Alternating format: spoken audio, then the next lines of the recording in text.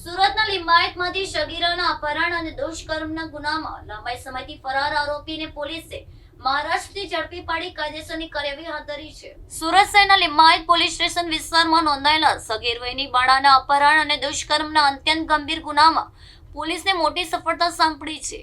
આ ગુનામાં લાંબા સમયથી ફરાર ચાલી રહેલા આરોપી અરુણ ઉર્ફે બંટી લક્ષ્મણ બોરડને લિંબાયત પોલીસની સર્વેલન્સ ટીમે દબોચી લીધો છે.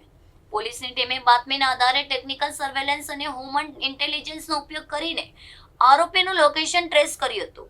સતત તપાસના અંતે પોલીસની ટીમ મહારાષ્ટ્રના વાસીમ જિલ્લાના જમલિયુન ગામ સુધી પહોંચવામાં સફળ રહી હતી. ગામમાં દરોડો પાડીને પોલીસે આરોપીને ઝડપી પાડીને કાયદેસરની કાર્યવાહી હાથ ધરી છે.